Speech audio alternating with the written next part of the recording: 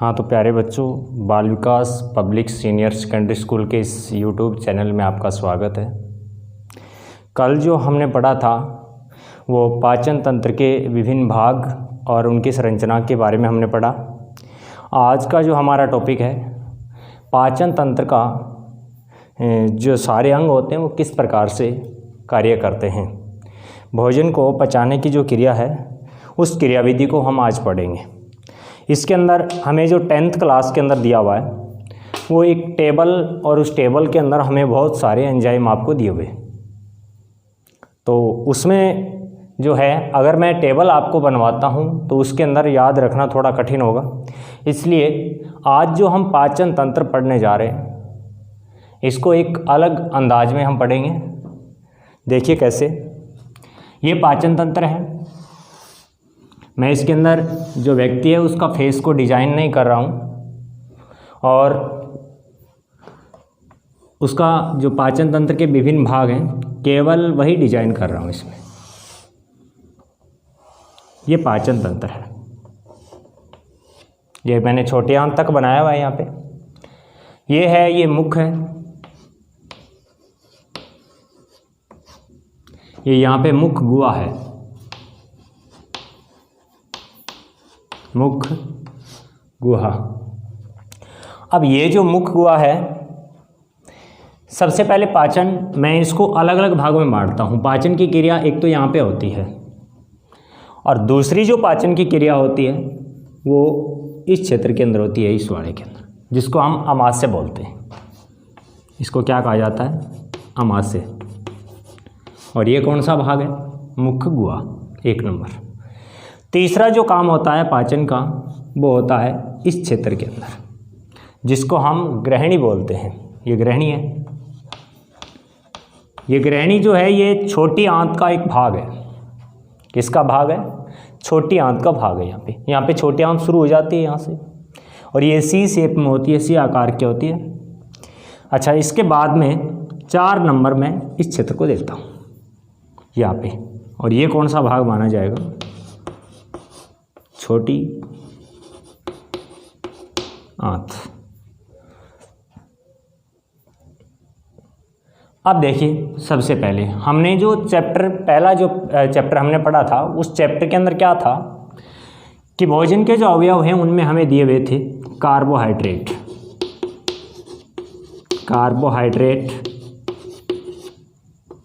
और दूसरा अवयव जो दिया था वो हमें दिया था प्रोटीन,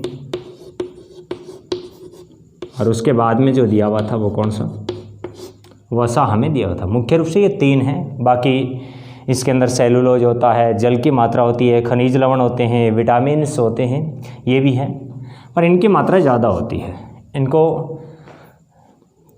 वृहद पोषक तत्व भी कहते हैं। अब ये जो तत्व हैं, इस कार्बोहाइड्रेट को भोजन के अंदर जो यहाँ पे इसमें हम चर्चा करेंगे वो किस नाम से जानेंगे? इसको स्टार्च के अंदर, क्योंकि हम भोजन के रूप में अनाज का सेवन करते हैं, और अनाज के अंदर किसकी मात्रा होती है? स्टार्च की मात्रा होती है। तो हम कार्बोहाइड्रेट का कौन सा रूप है? स्टार्च। दूसरा प्रोटीन, और तीसरा हमारे पास कौन सा होगा? वसा होगा।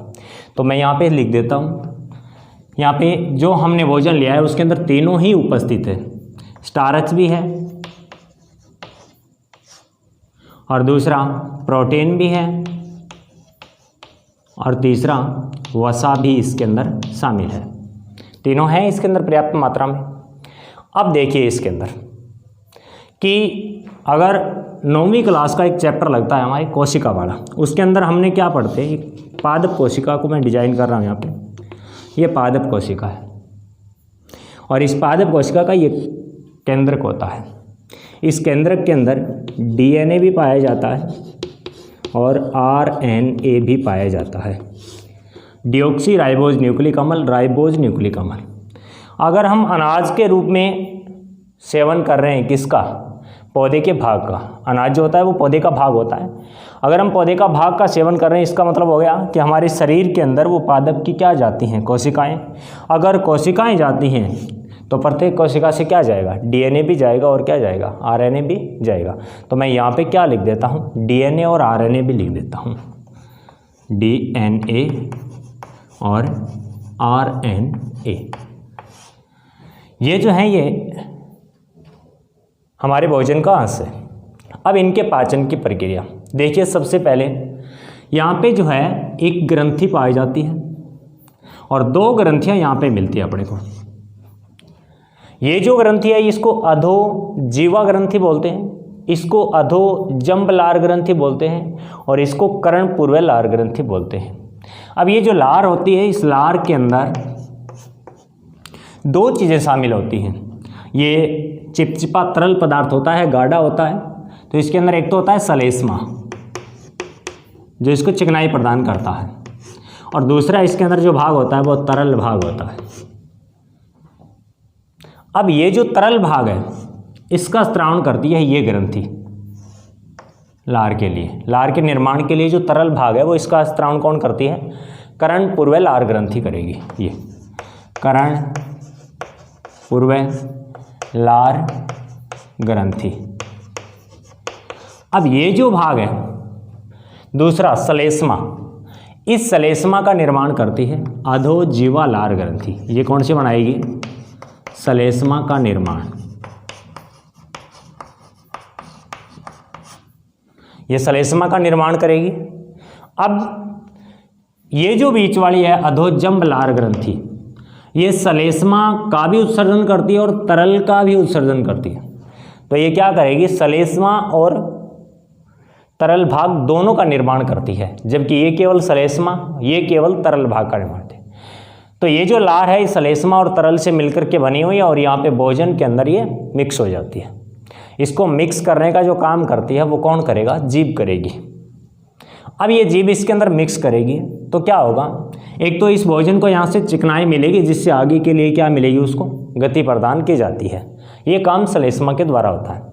और तरल जो होता है उसके द्वारा इस भोजन का बोल्स बनाने में सहायता करता है। यहाँ से जो भोजन आगे जा रहा है तो हम उस संरचना को बोलेंगे बोल्स।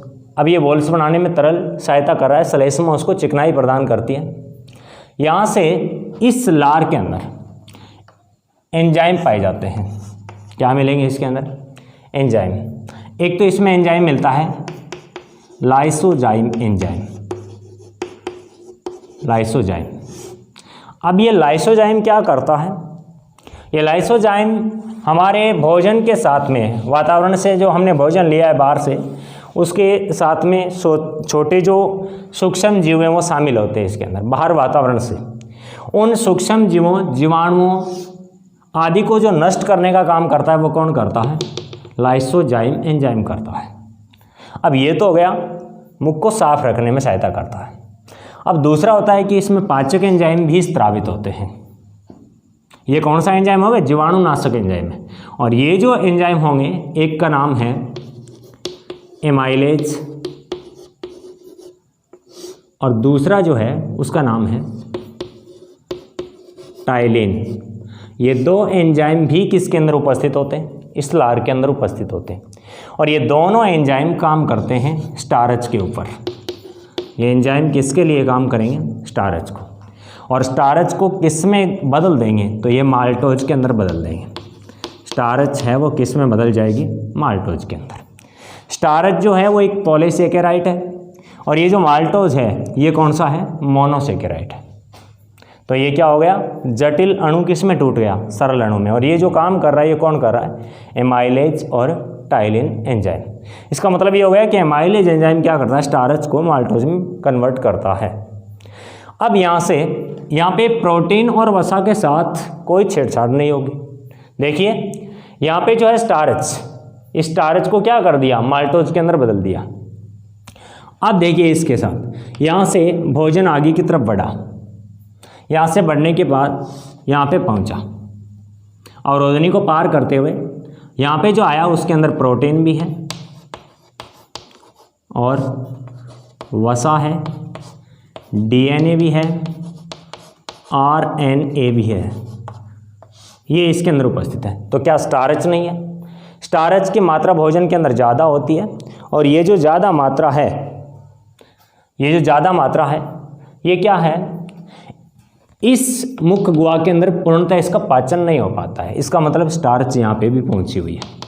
तो स्टार्च, बची हुई जो स्टार्च है वो यहाँ पे भी है, कुछ अंश जो है वहाँ पे पाचन हुआ है।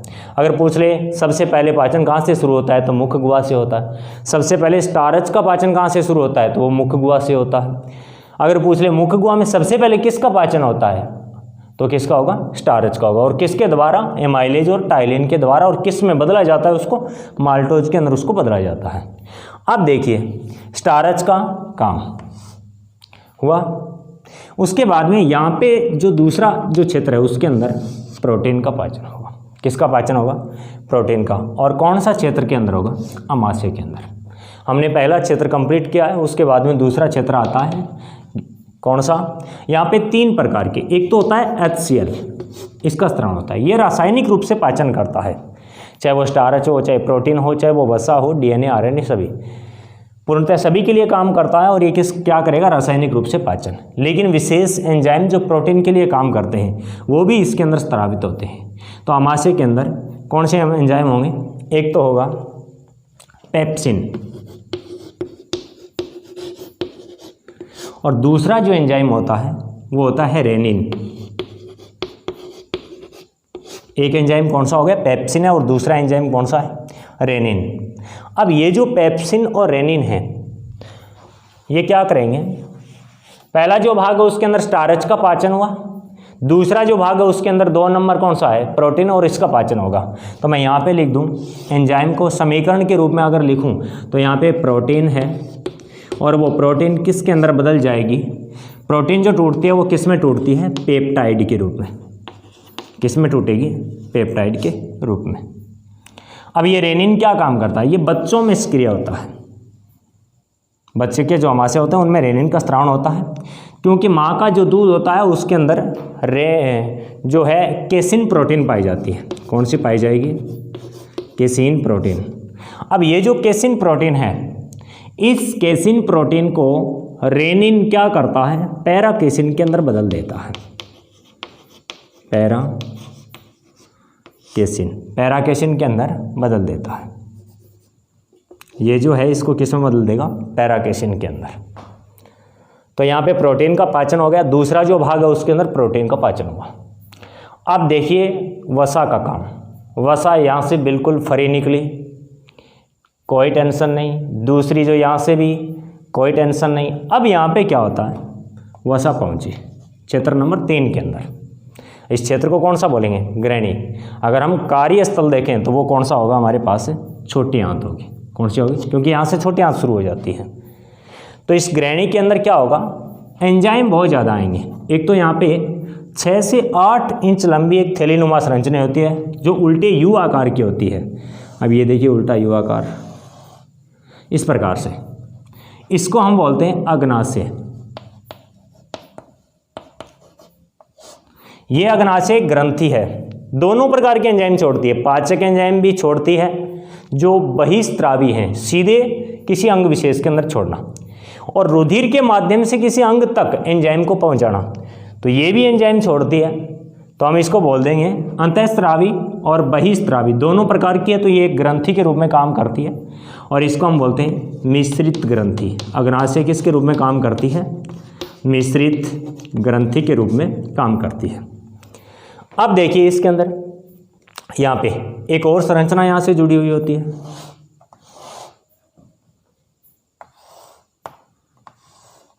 ये जो मैं डिजाइन कर रहा हूँ ये यकृत है। क्या है, यकृत। इसके अंदर 1 लाख षटकोणीय पालिकाएं पाई जाती हैं। षटकोणीय पालिकाएं, इसके अंदर पाली जो होता है इस प्रकार से, इसके अंदर षटकोणीय पाली इसके अंदर मिली होती है 1 लाख के आसपास। अब ये जो है ये अपने एंजाइम या फिर पीत रस का स्रावण करता है, और ये पीत रस कहाँ पहुँचते हैं, इस पित्ताशय के अंदर, स्टोक के रूप में इस पित्ताशय के अंदर पहुँचते हैं। और पित्ताशय इनको कहाँ छोड़ता है, यही इसी के अंदर छोड़ देगा, अलग से जुड़ा होगा ये। तो ये क्या करता है, पित्ताशय। अब पित्ताशय जो है वो स्रावण करता है किसका, पीत रस का, या इसका दूसरा नाम हम पीत लवण कह सकते हैं इसको। अब ये जो पीत लवण है इसका स्रावण पित्ताशय करेगा यहाँ से। अब देखिए ये वसा है, इस वसा के ऊपर तीनों ओर से इसके पाचन के लिए हमला होगा। देखिए इधर से अग्नाशय भी वसा को पचाने वाले एंजाइम छोड़ेगा। ये 4 नंबर क्षेत्र है, ये भी क्या करता है, वसा को पचाने के लिए एंजाइम छोड़ेगा। और इधर से ये जो है पीतरस, ये भी वसा को पचाने के काम में आता है। तो यहाँ से 3 अलग अलग रूप के रूप में पाचन होता है। अब देखिए वसा का जो पाचन होता है, वसा, ये इस वसा का पाचन सबसे पहले तो हम बता सकते हैं किस क्षेत्र के अंदर होता है। तो ये किसके अंदर होता है, ग्रहणी के अंदर होता है। किसके द्वारा, अग्नाशय रस के द्वारा। किसके द्वारा, यकृत के द्वारा। और चौथा जो है किसके अंदर भी होता है, छोटी आंत के अंदर भी इसका पाचन होता है। अब इसके अंदर क्या होगा, ये वसा जो होती है, वसा वसीय अम्ल से बनी होती है। इसकी छोटी इकाइयाँ कौन सी होती हैं, वसीय अम्ल। अगर वसा भोजन से हमने जो लिया है वो वसा फिर छोटी इकाइयों में अगर टूटेगी तो किसके रूप में टूटेगी, वसीय अम्ल के रूप में टूटती है। अब क्या होगा, यहाँ पे ये दोनों एक समान एंजाइम छोड़ते हैं। दोनों का नाम देखिए, लाइपेज। कौन सा एंजाइम है, लाइपेज एंजाइम। और ये छोटी आंत भी कौन सा छोड़ती है, लाइपेज एंजाइम। तो ये लाइपेज एंजाइम किसके पाचन में सहायक होता है, वसा के। किस में करता है ये, अग्नाशय जो छोड़ता है वो भी किसका पाचन करता है, वसा का। फिर उसके बाद जैसे ही बची हुई जो वसा यहाँ पे पहुँची, उसके लिए भी एक और लाइपेज से उसको सामना करना पड़ेगा। लाइपेज जो किसके द्वारा छोड़ा गया, छोटी आंत के द्वारा, वो भी किस में बदल देगा इसको, वसीय अम्ल के अंदर। अब यहाँ से पीतरस ये भी क्या करता है, वसा को किस में बदल देगा,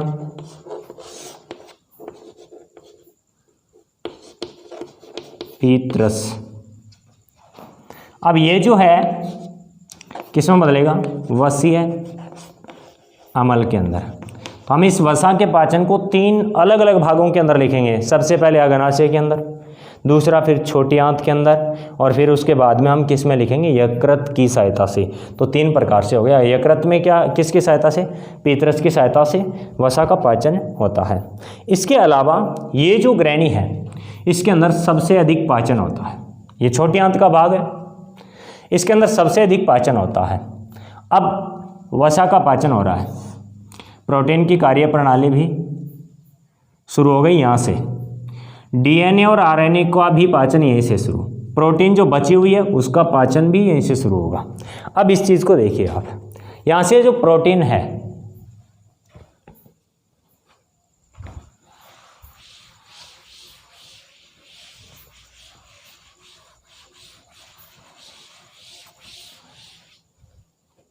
पहले प्रोटीन के लिए कौन सा एंजाइम काम कर रहा था, एमाइलेज। प्रोटीन किस में बदलेगा, पेप्टाइड के अंदर। तो इसको बदलने वाला कौन सा था, एक तो इसके नाम से ही है, पेप्टाइडेज। दूसरा प्रोटीन का जो पाचन होगा,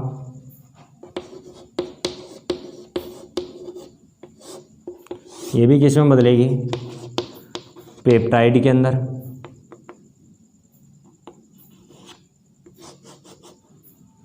किस में बदलेगी, प्रोटीन के अंदर। तो इसको काम कौन करता है, ट्रिप्सिन। ये भी ट्रिप्सिन एक एंजाइम है। ये सारा काम कहाँ हो रहा है, इस ग्रहणी के अंदर या फिर छोटी आंत के प्रथम भाग में। फिर और जो प्रोटीन है उसका पाचन करने के लिए एक और एंजाइम है जिसका नाम होता है काइमोट्रिप्सिन।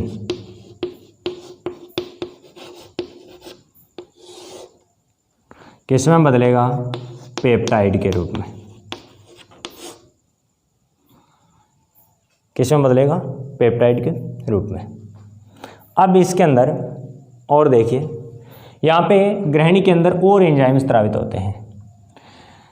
यहाँ पे जो है सुक्रोज, ये शर्करा का प्रकार है।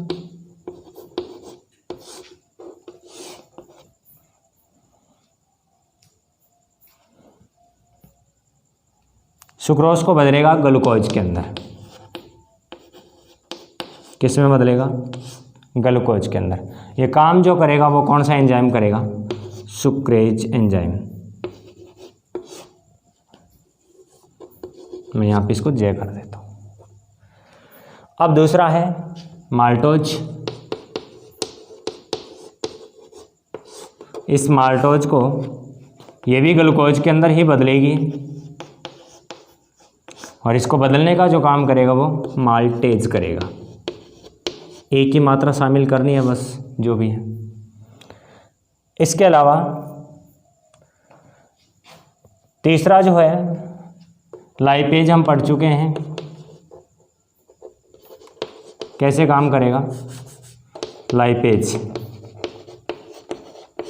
किसको बदलेगा? वसा को वसीय अमल में। किस में बदलेगा? वसा को वसीय अमल के अंदर।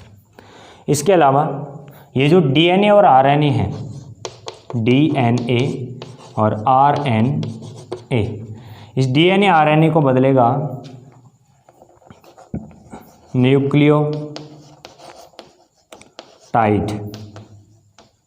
इसको किस में बदला जाएगा? न्यूक्लियोटाइड के रूप में। और ये जो बदलने का काम करेगा ये करेगा न्यूक्लिएजेज। कौन सा एंजाइम होता है? न्यूक्लिएजेज एंजाइम में होता है। तो इसके अंदर देखिए स्टार्च का पाचन यहाँ से, प्रोटीन का पाचन यहाँ से, उसके बाद में जो है स्टार्च का पाचन यहाँ पे भी हो रहा है, वसा का भी पाचन हो रहा है और प्रोटीन का भी पाचन इसके अंदर हो रहा है। प्रोटीन है उसके लिए 3 एंजाइम काम करते हैं। पेप्टाइडेज करता है, वो पेप्टाइड में बदलता है। ट्रिप्सिन करता है, वो भी पेप्टाइड में बदलता है। काइमोट्रिप्सिन है, वो भी पेप्टाइड के अंदर इसको बदलता है। उसके बाद में ग्लूकोज स्टार्च के रूप में, ये स्टार्च के रूप है तो इस सुक्रोज को ग्लूकोज में बदलेगा कौन? सुक्रेज। माल्टोज को ग्लूकोज में बदलेगा कौन? माल्टेज। इसी प्रकार से इसमें वसा का भी पाचन होता है भाग नंबर 3 के अंदर। तो ये लाइपेज काम करती है। हमने पहले भी पढ़ा है कि इसके अंदर लाइपेज यहाँ पे भी स्त्रावित होता है और यहाँ पे भी स्त्रावित होता है। तो ये वसा का पाचन करता है और किस रूप में? वसीय अमल में बदलता है। इसके अलावा जो डीएनए और आरएनए हम यहाँ से पढ़ते आ रहे हैं, उन डीएनए आरएनए का सबसे पहले पाचन यहाँ से शुरू हो जाएगा। ये पादप कोशिकाओं में पाए जाने वाले डीएनए आरएनए की बात कर रहा है। तो ये क्या करेगा? डीएनए और आरएनए न्यूक्लिएजेज एंजाइम है, वो क्या करेगा? इसको न्यूक्लियोटाइड के अंदर बदलेगा। ये यहाँ पे अब आ गया छोटी आंत में।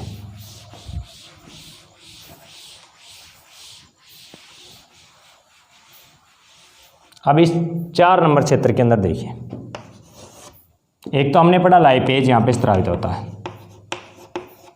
कौन सा होता है? लाइपेज। अच्छा, ये दोनों 2 प्रकार के एंजाइम छोड़ते हैं। न्यूक्लिएजेज भी यही छोड़ता है, न्यूक्लिएजेज। और ये भी कौन सा छोड़ता है? न्यूक्लिएजेज। दोनों देखिए, ये लाइपेज भी छोड़ रहा है, ये भी लाइपेज छोड़ रहा है छोटी आंत। ये न्यूक्लिएजेज भी छोड़ रहा है, ये भी क्या कर रहा है? न्यूक्लिएजेज छोड़ रहा है छोटी आंत के अंदर। तो ये दोनों का काम लाइपेज, छोटी आंत की बात कर रहा हूँ मैं। अब ये लाइपेज क्या करता है? वही वसीय अमल में बदलेगा और किसको बदलेगा?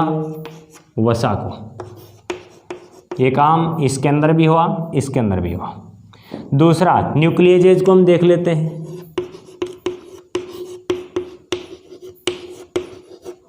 न्यूक्लिएजेज ये क्या काम करता है? जो डीएनए या फिर जो न्यूक्लियोटाइड है, यहाँ पे डीएनए और आरएनए से क्या बना? न्यूक्लिएजेज के द्वारा न्यूक्लियोटाइड बना। तो मैं इसको लिख देता हूँ न्यूक्लियोटाइड, जो ग्रहणी के अंदर बना हुआ है, न्यूक्लियोटाइड। अब ये न्यूक्लियोटाइड का और पाचन होगा। ग्रहणी में न्यूक्लियोटाइड बना था किससे? डीएनए आरएनए से। अब ये न्यूक्लियोटाइड और छोटा होगा किसके अंदर?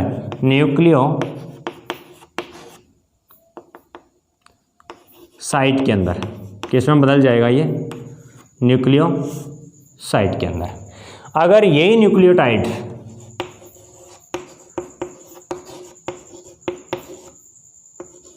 जो ग्रहणी के अंदर बना हुआ है किससे? डीएनए आरएनए से। इसके ऊपर एक और एंजाइम काम करता है, फास्फेटेज। फास्फेटेज। अब ये जो फास्फेटेज एंजाइम है, ये इसको बदल देता है न्यूक्लिक अमल के अंदर। किस में बदल देगा इसको? न्यूक्लिक अमल के अंदर। ये पूरा काम किस में हो रहा है? छोटी आंत के अंदर। इसके बाद में जो पाचन की क्रिया यहाँ से पूर्णतः हुई। अब इस छोटी आंत के अंदर जो है आहार नाल के अंदर इस प्रकार से दीर्घिरोम पाए जाते हैं। ये दीर्घिरोम क्या करते हैं, ये जो पचित भोजन है इसका यहाँ पे संपर्क में रहता है भोजन।